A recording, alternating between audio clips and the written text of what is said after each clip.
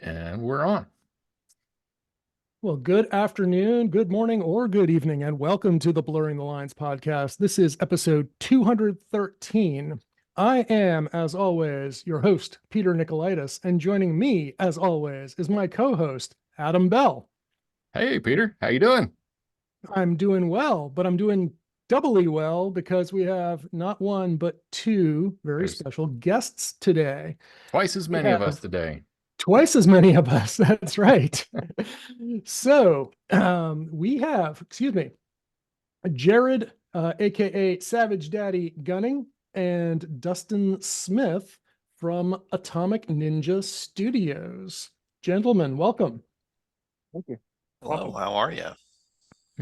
Well, we're great. We always love having guest episodes, and this one's especially near and dear to my heart because you folks are members of Atomic Ninja Studios. And I'll spoiler alert. I was going to ask the first question is what is Atomic Ninja Studios, but I'll tip the hand here.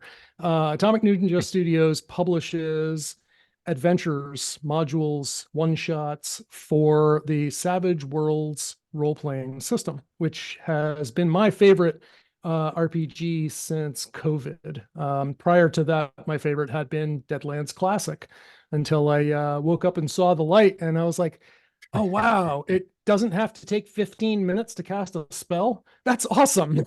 So, and plus, I always like the portability of the genres, anytime, any place. Um, some time ago, I think it was probably last year. Well, for a while, I've been seeing your ads on Drive Through RPG. Well, not your ads, but promos for Dead End. And only recently, more recently, like late last year, I think I came across some of your one shots. And I was in a pinch. I had a few guys who couldn't make the regular game. I had a couple of irregulars who wanted to play the game. I didn't want to do my regular old thing. I didn't have anything prepared. And I found one of your one shots and I was like, oh, this is perfect. And with maybe an hour of prep time, I was able to copy and paste things into my Foundry server, and we just had so much fun. The next week, I had a different range of folks who could or could not arrive. So I was like, oh, you know what? I'll just grab this other one shot. And we did another one, and we had fun. I gotta say, I'm a little concerned because I'm having more fun running one-offs nowadays than I had been running my ongoing superpowers campaign, which was by far the most fun I had running games in the last 20 years. So thank you, but I'm also a little concerned. So that is my extremely long-winded introduction. Is there anything else you'd like to embellish on or correct as far as what and who Atomic Ninja Studios is? Throw a little on that. Let me just give a little, like I'll paint very broad stroke as a background. I came into Savage Worlds in 2010, 2011, introduced to it by the Happy Jacks RPG podcast, by a discussion with that, and then going and looking into it.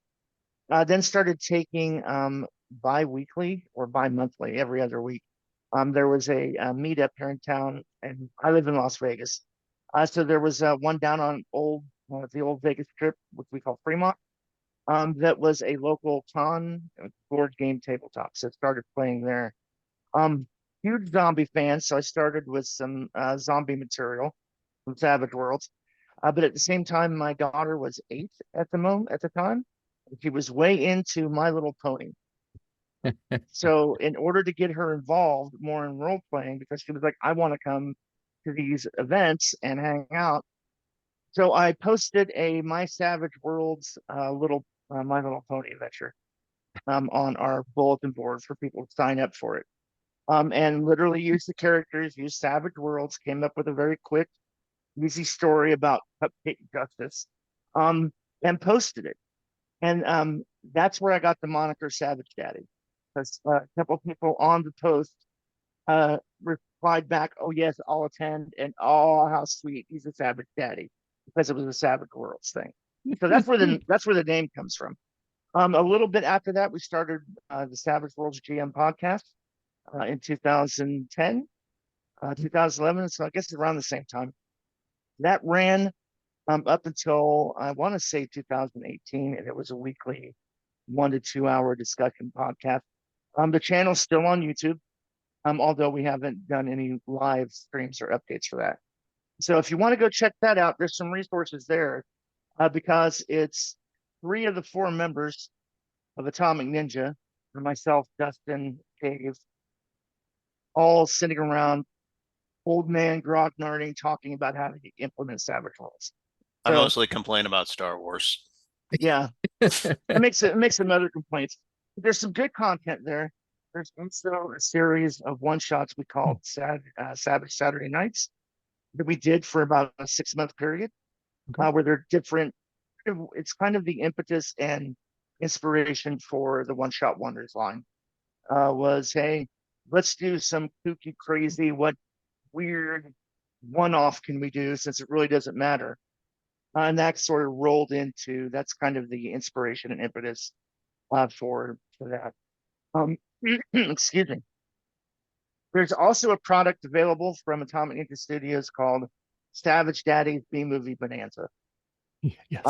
So that is a number of titles that are blocky, ridiculous. That comes out Apocalypse Meow. quarterly. Apocalypse Apocalypse Meow Meow was the was first one. one. That was the first one that Actually, we played. Yeah, Sasquatchalanche was the very first one. Apocalypse Meow came out recently. That's going to be released quarterly. So the next installment is Elvis's versus Cthulhu. We also have one upcoming called Jurassic Shark. So there's this, you can look forward to that. Those are crazy blocky B-movie one-offs as one-shot adventures. We launched Atomic Ninja Studios with a collection of 5 one-shots and a pay what you want product, initially called Savage Daddy's One-Shot Wonders, which just got a re-release, updated. It's now been revised for Suede. Sweet, cool. Dustin, how did you come into Atomic Ninja? Well, I am probably the biggest ham in the Savage Worlds community that is allowed out in public. So when Jerrod posted back on G Plus, it's like, we're going to do Savage Saturday Nights. Do you want to sign up? And I signed up, and I was a pretty good role player, and I think fast on my feet. So him and Dave were like, hey, why don't you join us on the podcast? And I was like, okay, I can do that.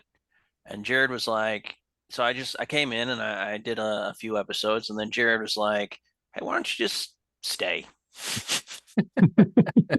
Like, I could do that. Yeah, I could do that. That seems to happen with podcasts.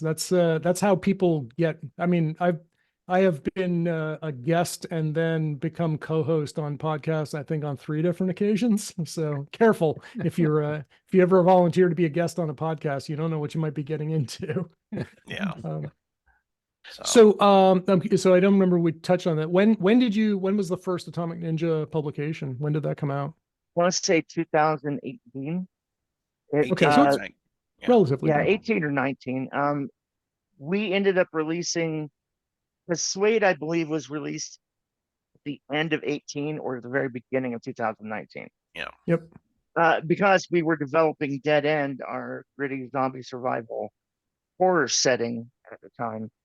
And we were just about ready to go to Kickstarter with it. And they announced, oh, we're switching everything. Like, oh my God, here we go. now we got to go back and wait for Suede to come out. So yeah, that delayed our development deployment of Dead End by about, let's say, 6 months. Okay. All right. That came out, Dead End came out, I want to say October 31st, 2019. Is when we released, I got the book setting. right here. Hey. Let's see, there's some handsome devil in there somewhere. There's a lot of not so handsome devils in those books. There's a lot of not so, like they met the business end of a baseball bat and kept going. So Dead End was actually released in 2020, but we've been working on it for much longer. The setting was pretty much ready to go with the Savage Worlds Deluxe Edition. Yep. And then when they announced Suede, our partner Dave Scott, he's not here right now, but you could literally just hear him pull his hair out when that announcement came. It was like, shh. And I'm curious, the reason being, sorry, go ahead.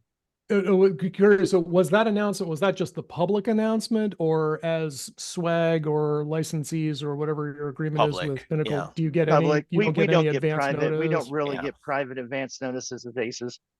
Okay, Yeah. so you and Yeah. Shane aren't like knocking back beers every No. other week, getting your pulse. Yeah, we Okay, don't get together and rub elbows and Well, have I a secret mean- handshake. We don't play golf, so that's probably what's holding us back. Well, Shane's actually more of a trail runner, so I think that's where you gotta join You, him. you gotta chase the golf balls down. So the one of the core thing with Dead End that so Dead End evolved out of a personal, because I love zombies. I'm a huge fan of The Walking Dead, huge fan of Romero, classic Zamblers, jambling zombies. And as much as I tried to play it in Savage Worlds, it was too easy. It ended up becoming Die Hard. So I put out a call when Google Hangouts was still a thing, and said, "Hey, I'm running a very, very gritty zombie thing, and got people to play in it." That evolved out of one specific conversation. I love Savage Worlds. I love zombies. Problem is, can't play zombies the way I want using the standard core Savage Worlds. So we're going to develop some setting rules, and the point of this is to make The Walking Dead look like freaking Sesame Street. Yeah. Dead End is a writer. It is a two-player. It is built that way. So if you're looking for non-diehard action cinema zombies, that's your setting. And we had first attempted to do it with a plot point campaign, but we didn't get through Kickstarter. But we released it anyway. Yeah. But we came back after, and then we've since serialized the first year. So it's broken down into seasons of the year that then correspond to character rank. So novice is spring, seasoned is summer, veteran, winter. So right now we're coming up on the final 12 serialized episodes of that. So if you go and look at the Atomic Ninja store and search anything Dead End, you're going to see this huge list of one shots at $1.99. Oh yeah, that are all the Dead End plot point campaign released in serialized monthly episodes. So my best friend since first grade has always been a huge zombies fan. And so I pointed Dead End out to him, I think it was late last year. He had never heard of it. And he was just like, this is amazing. And I'm not as much of a zombies fan, but I get it. I like playing it. So I was like, well, let's check it out. So I think I got was it the quick start, or there was one of the Dead End, not the full blown rule book. We did a jump start originally when Suede was coming out. They wanted everybody to do jump starts. Right. So I grabbed that jump start and I was like, oh, this is really cool. I'm curious, so something, and I know listeners, apologies. I know we often talk about a lot of things in corporate and business, but we're doing a deep dive into the product at this point. So, or maybe I should say, well, listeners, you're welcome. I don't know. But I'm curious, did you use the horror companion? Was that a thing when you did it, or is it all homegrown? Okay. Nope. I would say there's two inspirations from it.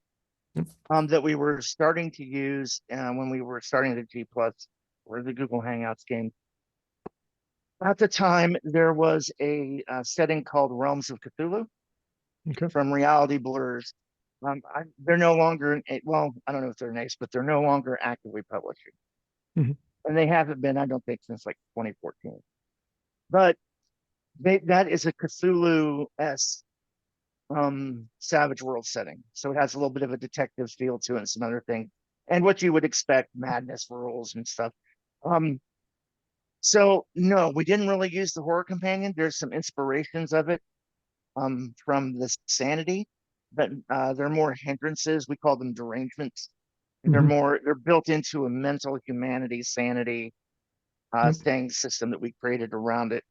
But one of the main influences that we took away from Realms of Cthulhu was you can't soak. The Right. And that one design little change, is you cannot soak. Yep. Save your bennies, you can't soak. the Yep. design Drastically changes the feel of things.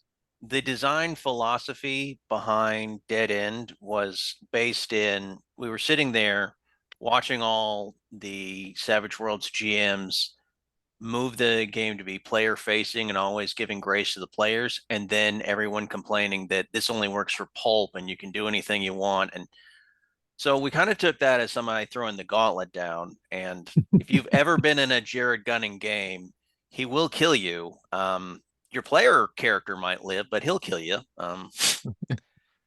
So I mean, that's why we play online. No, that's a joke, but he's pretty brutal. So to capture that, Dave came up with the infestation deck, and the idea was that this way the game master doesn't have to turn into like a softie. It's like the deck is pulling out these obstacles, and it's based on player choices. We went from being a sort of monster horror to being a survival horror, and the choices that the players make, if they want to try and be action heroes or they want to run around screaming and yelling, the more noise they make, the more bad choices they make. That'll lead to food degrading. That'll lead to zombies finding them. It'll go all the way up until the horde comes. Every Dead End game I've been in, you always have that one person that can't read the room and has no social awareness. Eventually that person calls the horde. Yeah. Oh, I know Fire exactly gun, who you that make a player is loud in my game noise. too. Yeah. Yeah, you make a loud noise in this game because it's obviously inspired. You can look at it, you can tell, okay, whoever put this together is a huge fan of The Walking Dead. Guilty as charged. So the idea that you can't make noise without attracting zombies, that's now a card draw. Yep. Shout across the open field, draw a card. Yep. You come into, depending on what city you're coming into, you draw a starting hand based on its infestation level. Yeah. Right. So if you're going into Dallas, Texas, draw 5 cards. Yeah. If And you're that going to a infest small farm outside Dallas, draw 1. right. The infestation level, I mean, that's somewhat also analogous to like the fear level in Deadlands, isn't it? Yeah. Yeah. Yeah. So that, That's what jumped out at me. yeah, there's definite inspirations from other things, but yeah, we're pretty happy with Dead End. There's rules for amputation. Right. yeah. They're setting Oh rules yeah, for I amputation. was squirming a little when I was reading that, I'll admit.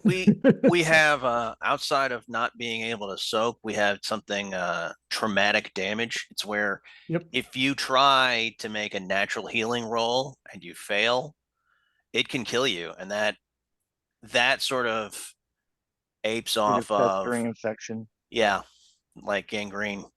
So we put a lot of work into it, and after Dead End came out, nobody said that Savage Worlds couldn't do it. They all just believe from that point on. It's like, well, not every setting is pulpy. This one is definitely brutal. And I've had conversations myself with a friend of mine too, because we played Savage Rifts during COVID. We were, back in high school, we were huge fans of Rifts, right? I just loved this is the nexus point of all the fantasy and sci-fi genres that I wanted, right? And we would take, we would play like Heroes Unlimited, and I would port my Heroes Unlimited. Oh, look, they just went through a portal. Boom, here you are, fighting Glitter Boy. Have fun, right? But the problem we were having with Savage Rifts was it was like each side, I think it was like a dragon versus a bunch of coalition soldiers.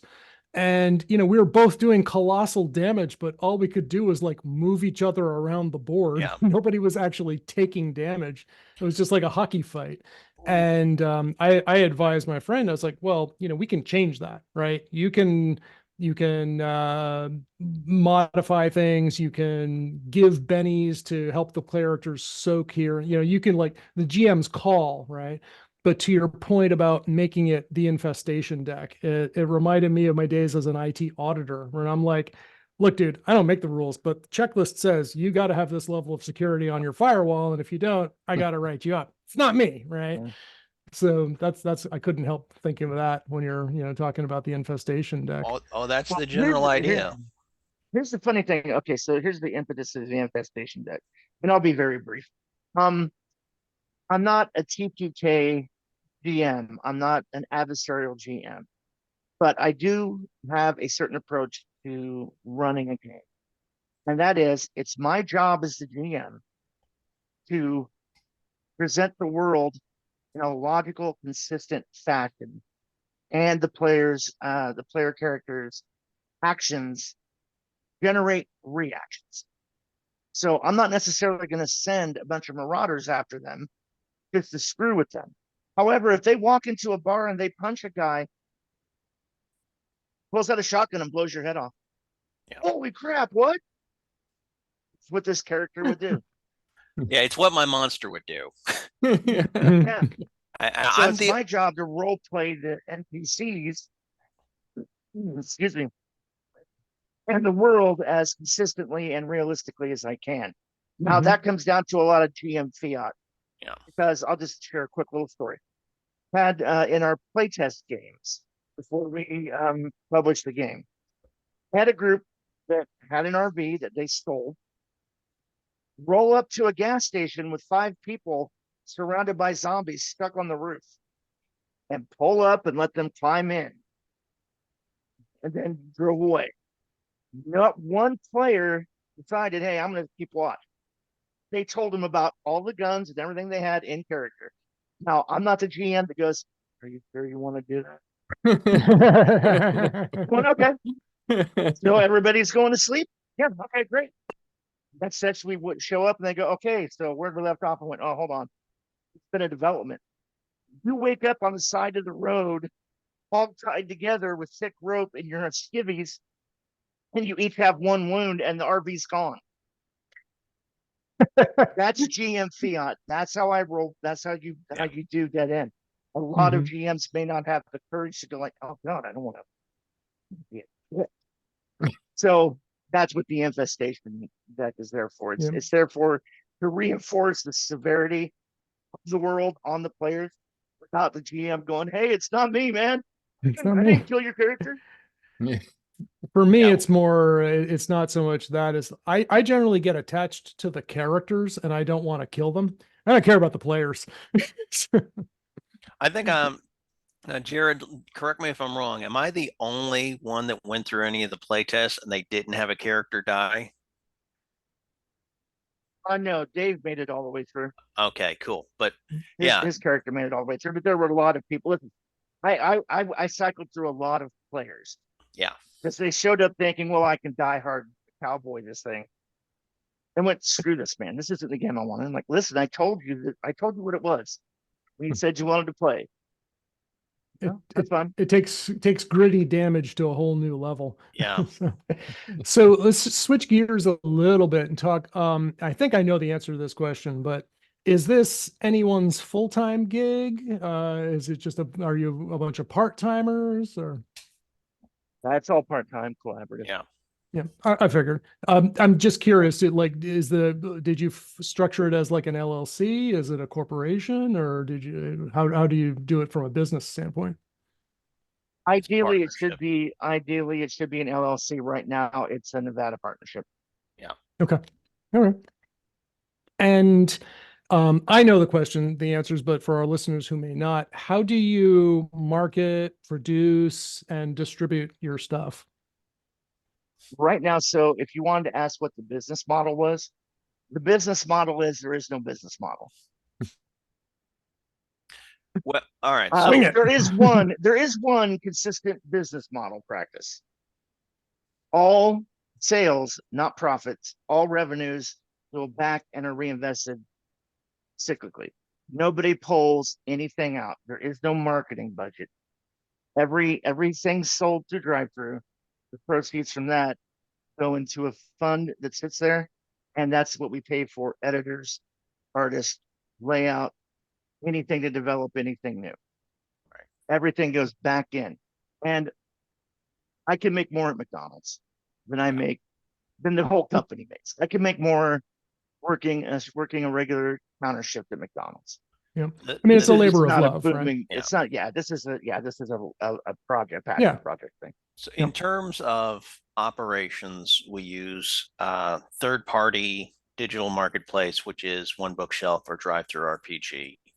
We're marketed and branded through social media on the Twitter account and on the Facebook page. And then, of course, we use a lot of word of mouth marketing. Yep.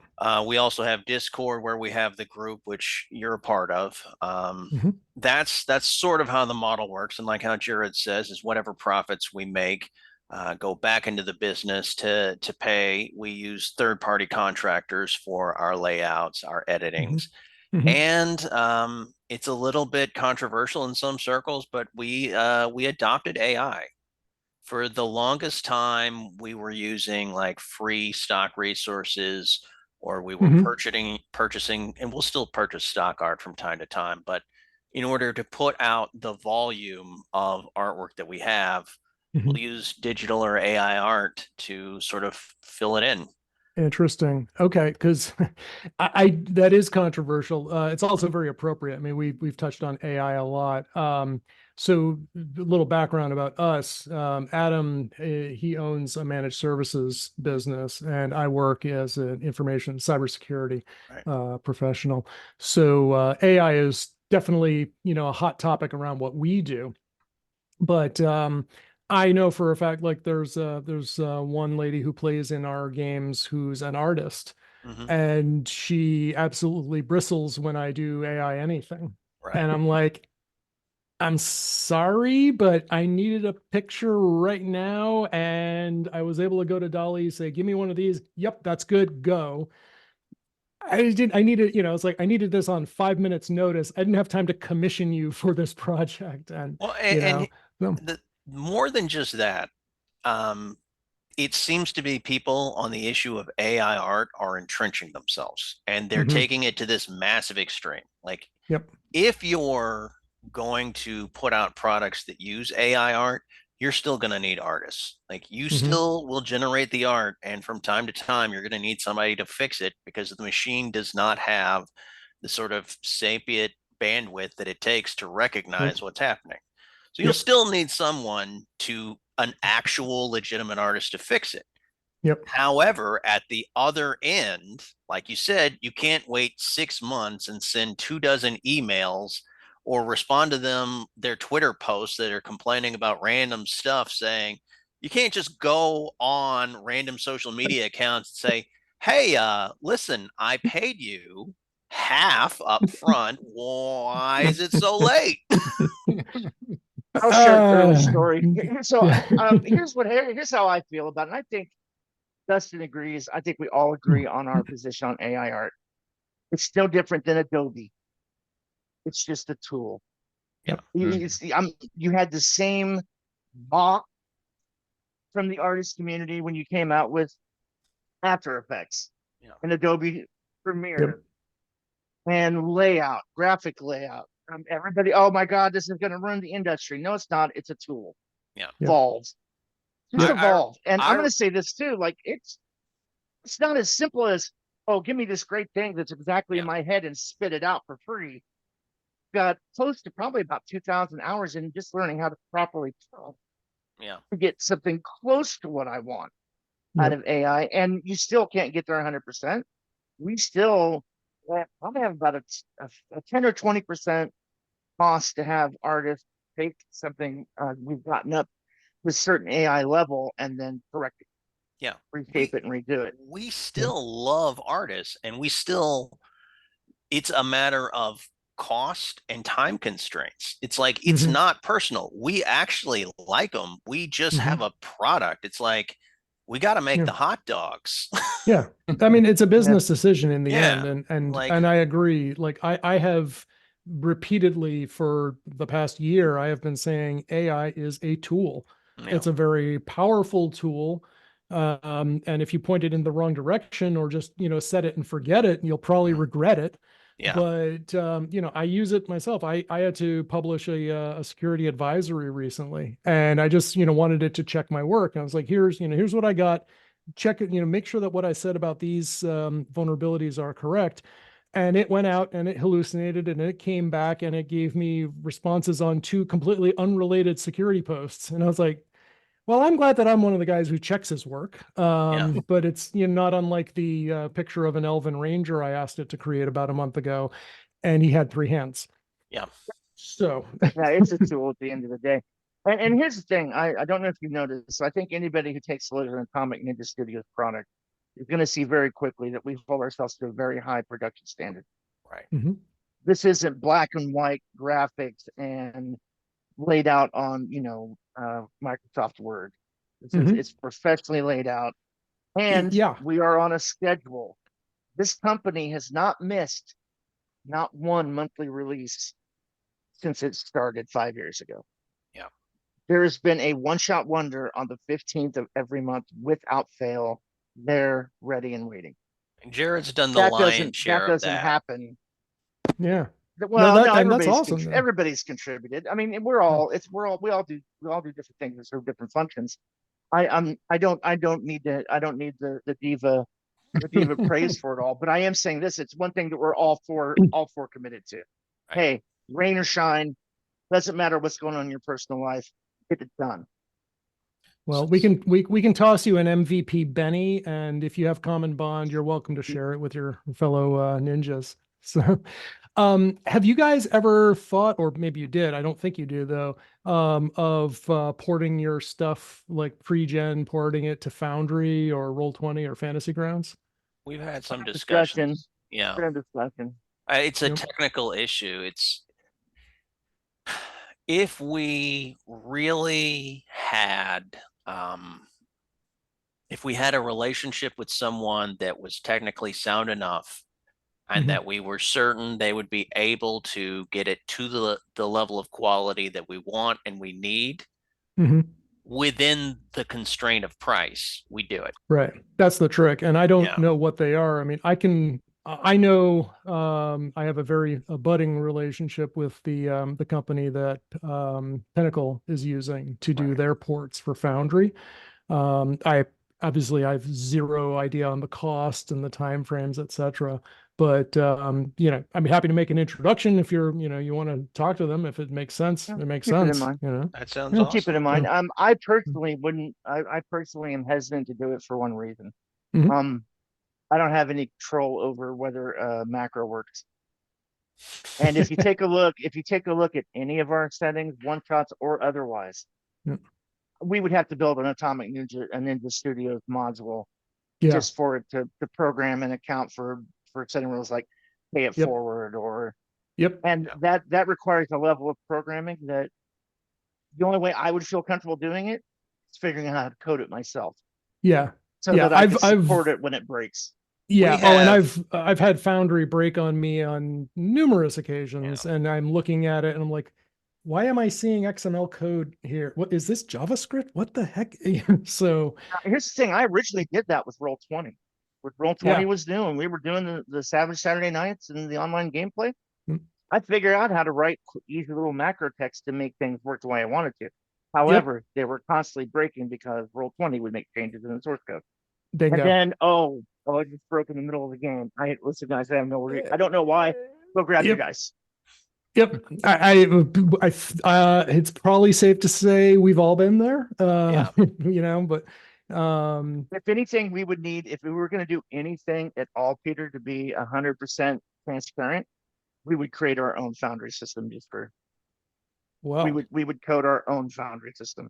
It comes published because then we'd be control over from top down.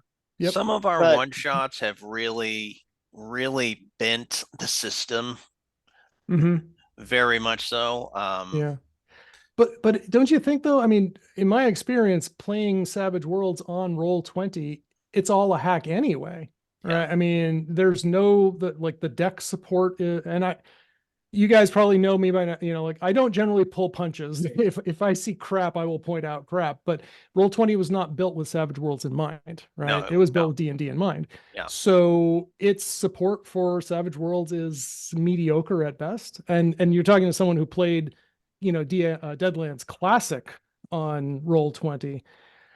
That was like I needed bennies to soak those wounds just from like setting up my decks and stuff. So So a little bit of forecasting, if you want to indulge me for a second. please. Wizards of the Coast and Hasbro has expressed interest in 1D&D, and it seems like they are moving towards their own digital platform. Mm-hmm. Yes, I don't heard know that. what your thoughts are or what the general communities are, but I would see them as a business pulling all of their content off of Roll20. And if that's the case, Roll20 is going to have to adapt and have to welcome in other systems and sort of build them Yeah. up. Yep. Yeah. And not just welcome them in, but actually put some skin in the game and do it Yeah. themselves. You can't just say Yeah. like, you can run anything you want on our platform, right? Yeah. Yeah, Here's how you do we're, it.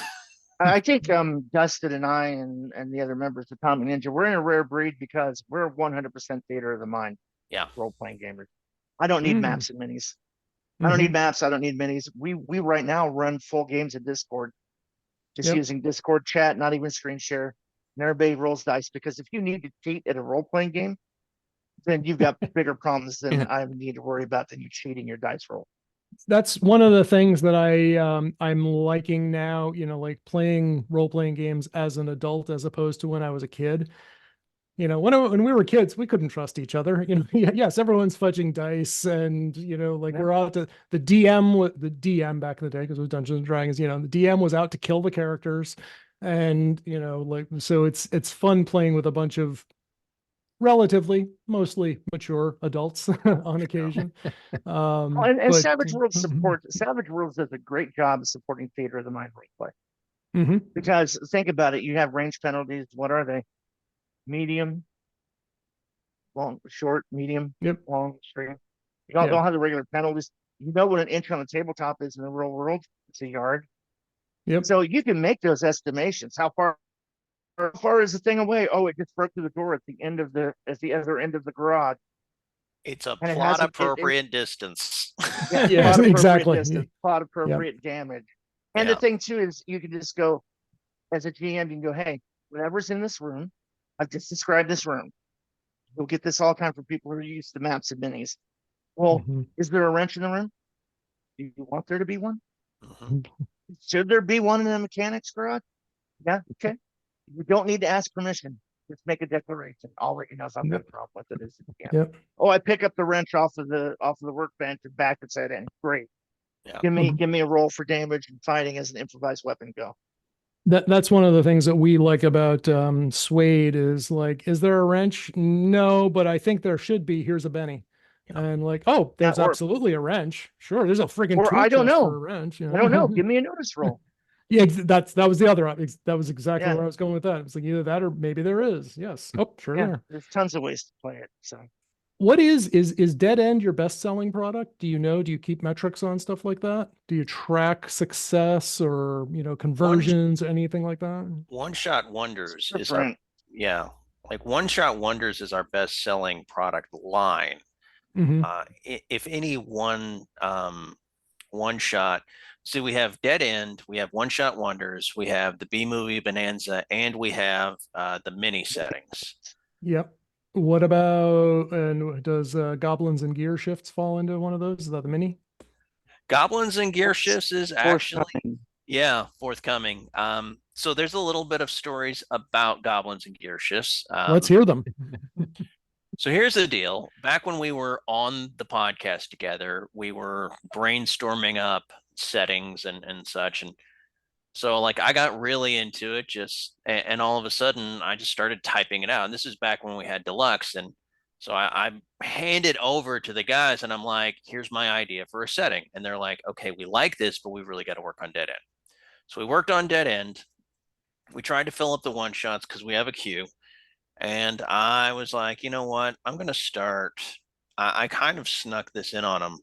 I'm going to start building series. So you'd see Goblins and Gearshifts, you'd see Farm Apocalypse, and that would be me.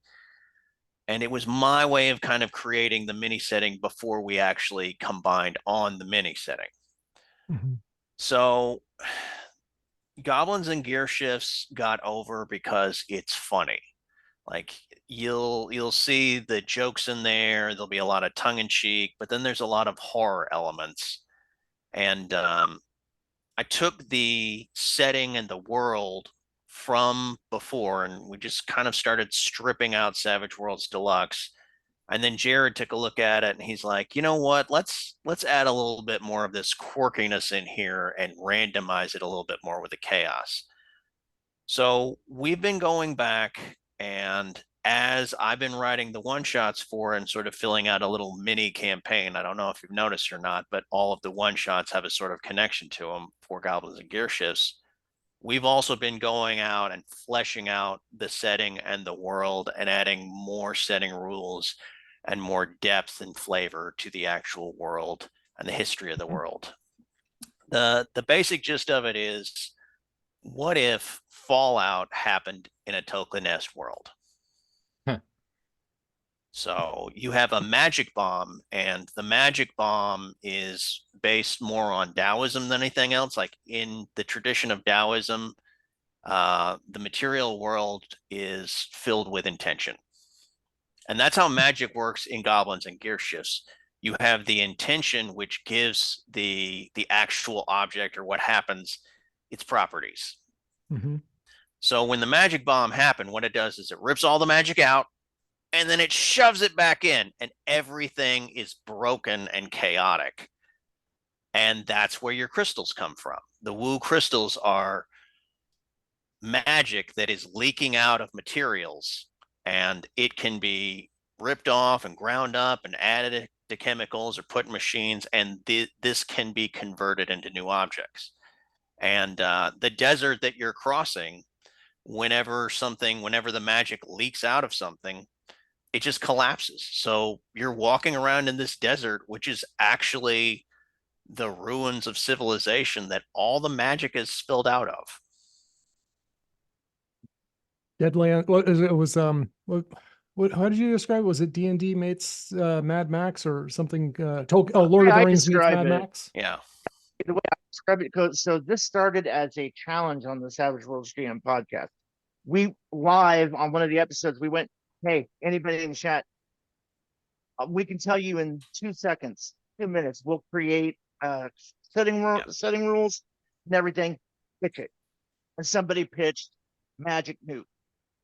We went, okay, here's the world. It's Tolkien-esque, it's high magic, and somebody sets off a nuclear magic bomb that collapses it all and turns it into Mad Max Thunderdome versus, meets Lord of the Rings in like post-apocalyptic magic setting. And the thing that's interesting that Dustin didn't mention about Goblins and Gearshifts, humans aren't the big part of it. Yeah. It's all about, it's finally the baddies get their chance to be upfront characters. The goblins, the orcs, that ergo title, Goblins Gearshifts. The idea, and yeah, that's 100% on Dustin. That's when he finished the podcast. He's like, oh my God, I love this idea.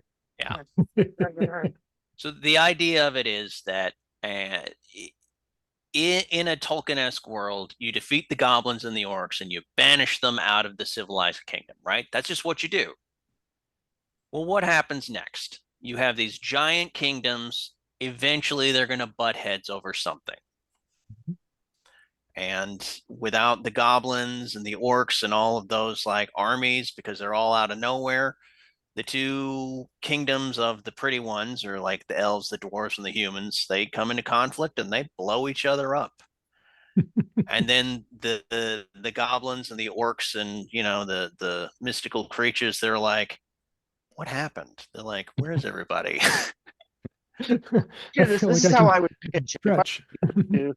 If I were going to go to Hasbro and pitch this as a D&D setting, I would pitch it this way. In the elevator would go, okay, imagine Mad Max world meets Lord of the Rings, written by Douglas Adams. Yeah. You got to have that humor element in there too. Yeah. It's not the of Hitchhiker's Guide to the Galaxy of like the ridiculous what? The one of the like an example of that is the orcs that run Bolton. All right, so Bolton is the civilized sort of if you're playing in the one shots, Bolton is where you get to, and it's a nice sort of like Western town. And it's run by orcs, and everybody's like, wow, these orcs are very respectable. And I mean, like, maybe we're wrong about orcs, but the background is like the boss of the orcs before everything went sideways actually worked for the mob. He was an enforcer, and they said, listen, you have to have organized crime has to be done in such a way so that you can always deny that you're committing crimes. You can always get that air of legitimacy. So he got trained in how to be a legitimate, organized criminal mobster.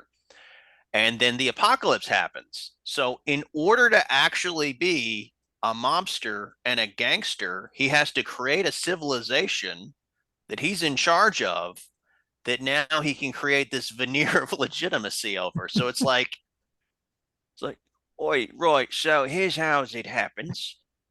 If and we go to someone and say, this is a nice business, it'd be a shame if somebody knock it over. They're going to go up in arms. They're going to get the pitchforks, they're going to get the clubs, and they're going to come to whacking. But if we walk in there and say, oi, governor, how you doing today? Have you paid your taxes? Listen, taxes make your government possible. They're going to hand you the money. Why? Because they like the government being possible. I love it, and I love a fellow role player who actually gets in character even on an interview. I have one request. This is my favorite part about Goblins and Gearshifts. Spoilers. Tell them, Dustin, please. Tell Adam and Peter about the Cluckinator 2000. Jerrod fell in love with this, and it hasn't made its appearance yet, but they're probably the BFG, the most powerful gun you can get is the Cluckinator 3000. There was an artificer or a wooficer, and he had come up with this idea for the most powerful gun in the world. But as he was designing it, he made a spelling error. And instead of writing payload, he wrote poultry. So as you fire the gun, it manifests chickens around you, and it fires chickens, exploding chickens. Oh, if you crit fail, a swarm of these chickens attack you. So you ask, are they regular or are they frozen chickens? Oh no, they're alive. They are screaming all the way to the target. They pop in through interdimensional portals, and you've got like this infinite level of chicken ammo as long as you don't crit fail, because when you do, they realize there's more of them than there are of you, and you've got a swarm on your hands.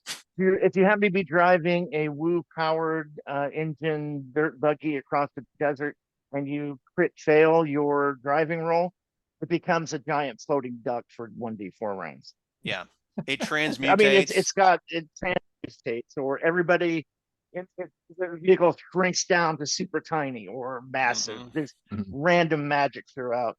You got goblins in with mounted heavy machine guns driving around in teacups, and they're just spinning around. It's like the whole thing is just, it's like this is absurd. But have you guys ever thought of hiring people with imagination? No, never. No, we don't need. They get in our way. Assholes sitting behind the screen. All right, I have a few more questions. We're running close on time, so we don't have to rapid fire them, but I do want to make sure I ask these. What is the roadmap for Dead End? Do you have a certain number of seasons, or are you just going to Walking Dead this and do it forever? Here's my thing. Dead End is as much as I want it to be an ongoing product, we want to support it. Once we get through the year one plot point, so there's about 12 more individual one-shot series coming. So in about a year, we'll wrap up the Dead End initial plot point.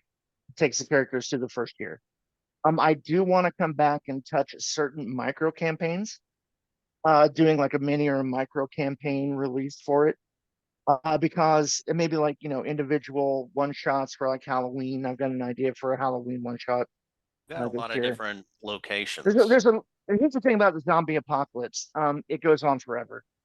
If you want to, there is no definitive end in the setting book that says, hey, this is the end of the zombie apocalypse, because you die so often as a player character that you can explore all the different things you want to do in it. Oh, I want to find a cure for the virus.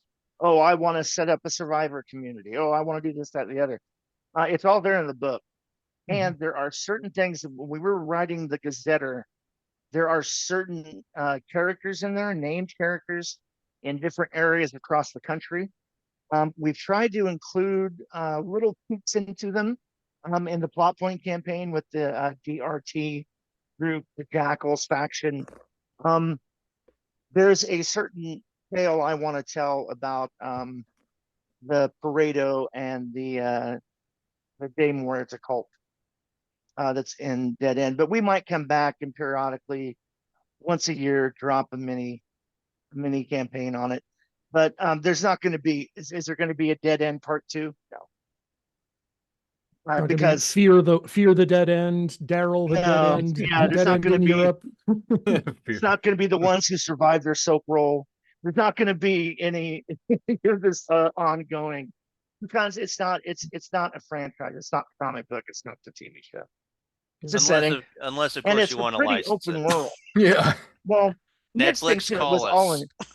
it was always intended. Dead End was always intended to be an open sandbox setting. Right. Yep. Go do what you want to do. I could see releasing the supplement for your.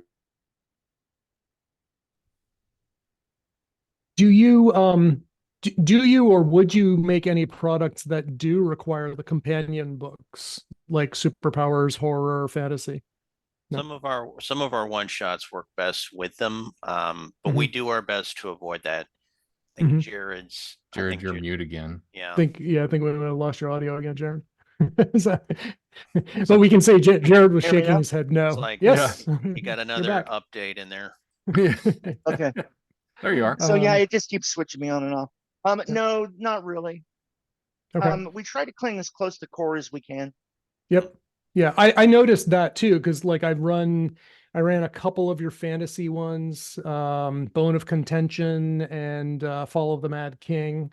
And that was actually how I got in touch with you folks first. I found a couple of, little editorial questions I had, and I was like, hey, I don't think this is right. And I'm like, why is this guy's stat such and such and stuff? And then, but I did find that, since I've recently purchased like all the companions for Foundry. And when I was setting up your stuff, I was like, oh, this is a lot easier with fantasy. I can just drag and drop some of the things that you've added, manually and stuff. So that was nice.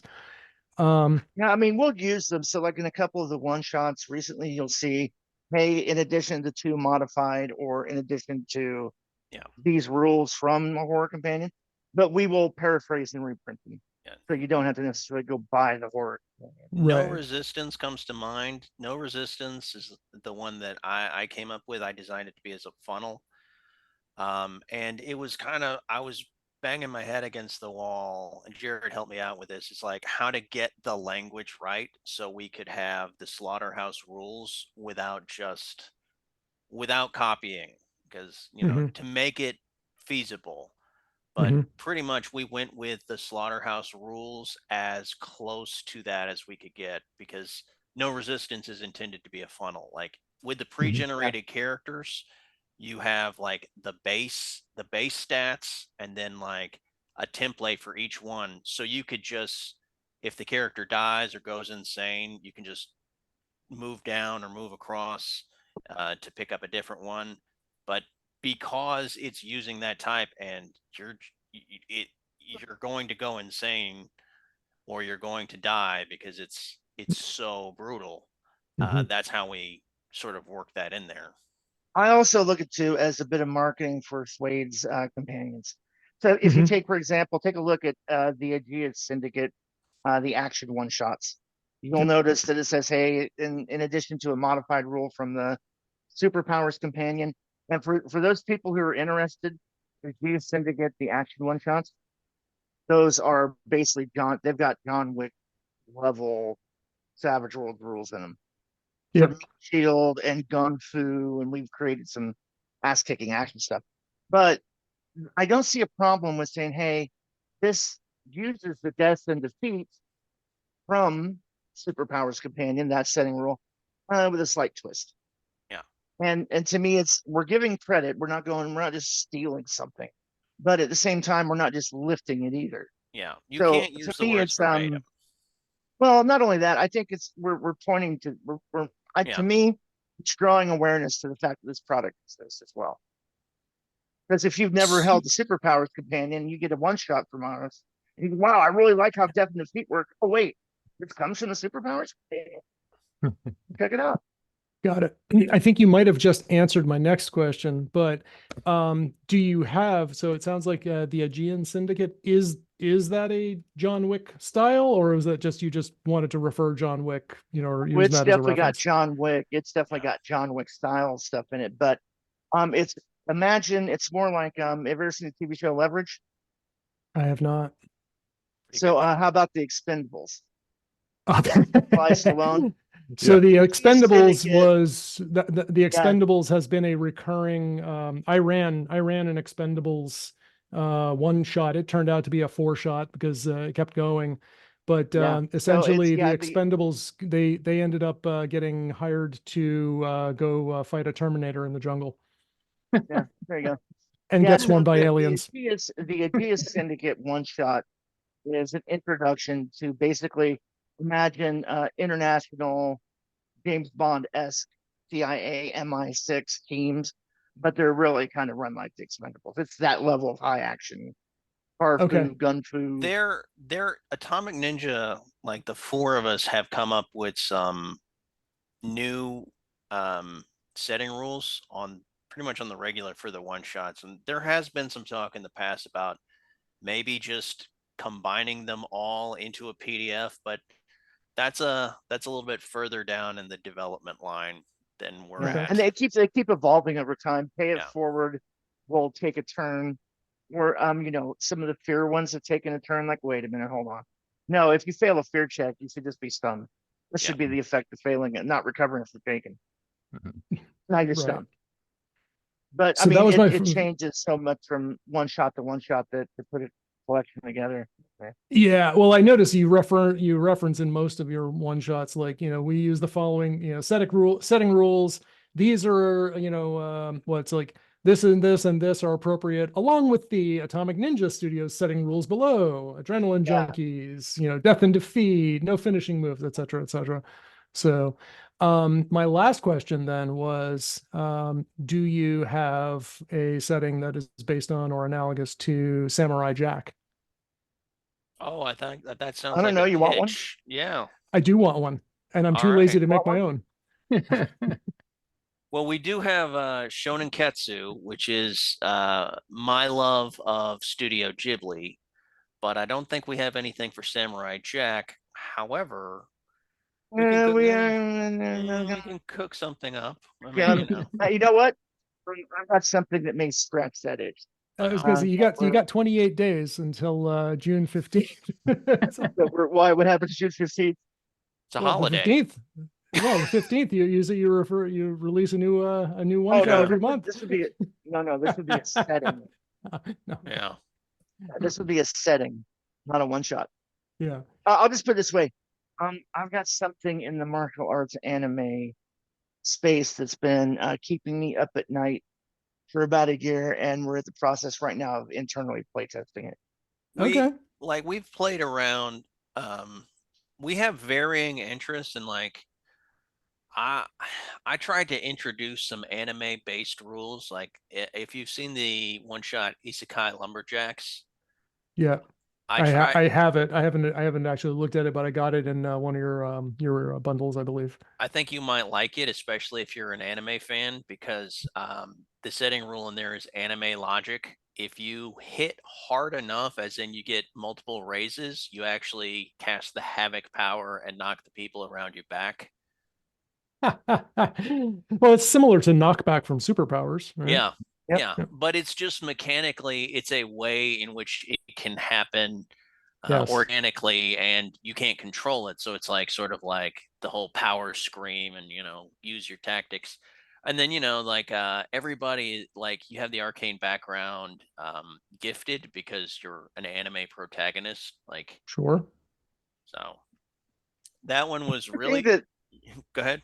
so good. I would say it's a thing I think all of us here love about Savage Worlds and what makes us all Savage Worlds fanboys. Anything I want to imagine, already there. All I got to do Yeah. is take it, pull it out, maybe twist and bend it a little bit, and jam that Lego piece or Jenga piece where I want it. And Right. it's easy to do. And get Sweet. the feel of what you want to play without waiting for some developer to come up with a book. Yeah. And This if you're or like that. me, yeah, and if you're like me, you appreciate that, but you don't feel like you're creative enough or you're too lazy to do it on your own, we can buy your setting rules. There you go. Well, cool. We are right at about time, so we got to wrap it up. Any parting words? And if not, can you tell us how our fans, or your fans, I should say, can find you? You can locate us. We're on Twitter and Facebook. You can reach out to us there. We also watch the comments or reviews on the Drive-Through RPG website. So we do have a website, atomicninja.com. That if you go there, it's right now it redirects you automatically to our Drive-Through RPG page. It is something we are trying to develop to where we might be able to do special VIP membership things where you can get one shots ahead of time before they release, or try to sell products through the website, or We only also have- only offer certain special things as exclusive Mhm. on the website versus drive-through. But We also that's have the in Discord development. group. And Yeah, Discord, you can of also course. reach out to us at the Yeah. Discord group. If you look at any of the one shots that have come out in the last year, they all have a comment that goes out once you buy them that says, "Hey, you can join our Discord here." Yep. Excellent. And that's how I found you guys. So cool. And we're available. Like if you want, like if you're one of our fans or you like our products, just add us. Like we'll come on your podcast. You guys are, and again, I called you guys out early on as like your customer service is way better than a lot of much more commercial larger companies is. We I- actually I've- like the people that play our games. I know, right? Actually liking your customers and Wow, especially Peter made a good point. I didn't realize that in that adventure that the armor rating and toughness rating is Yeah. on one of the characters. Yep. How did that get through the editing process? I'm gonna go back and fix it. Yep. Yeah. I mean, there are plenty of companies. I won't name any names here though, that have either like no defined or very poorly defined support. And Yeah. a lot of them are like, our Discord channel is our support. Yeah. I have gone through that, and I've gone to Discord, I've reported things, and basically been told like, oh well, you don't know what you're doing. Your server's set up wrong. And I'm like, hey kid, I've been doing IT since literally before you were born, and none of what you just said is right. Can I actually talk to someone who works for this company? No? Oh, wonderful. So, and I got the exact opposite. Like I messaged you guys, and I think, I don't know, it was within minutes, maybe hours, someone was like, oh yeah, that's a typo. Yeah, we'll fix that. Thanks. I was like, well, this Yeah. is refreshing. I tend to be the oldest grognard in here. So what'll end up happening is you'll post something and then Dave will summoning Jerrod. Dave or Jeff. And then it Jeff sends off an alert to me like, what? Oh, hold on. Okay, yeah. And I'll reply. Jeff is pretty good at picking these things up before any of the rest of us. He's on point with that. He's also the one that spends a lot of time sharing on our social media. So Mhm. he's our unsung hero. Good. Well, Yeah, thanks, he's our Jeff. marketing guy. He's our marketing guy. Sorry he couldn't make it here today, but cool. Well, on that note, I think that just about wraps it up. We will definitely put links to how to reach you guys in the show notes. And I would just personally want to say thanks for coming on. Thanks for the work that you do. I'm Yeah. happy to be an Atomic Ninjas customer, satisfied one at that. So, Adam, would you like to do the honors and take us out? Sure. So we do want your feedback. If you'd like to discuss a particular topic, you can drop us a line at www.blurringthelinespodcast.com. We have a new website now. I don't know if you noticed that, Peter. Someone told me we were getting a new website. Yeah. Yeah. And you can find us. You can find Peter at yogawithpeter.com, friendswithbrews.com, or at the Mastodon at Nikolaidis at infosec.exchange. You can find me on sublimecomp.com, rrlavenderfarm.com, or at sublimecomp on the twit, on the X, the former twit. And with that, I think it's time that we push the big red button. Yeah. And that's the code for him to stop recording.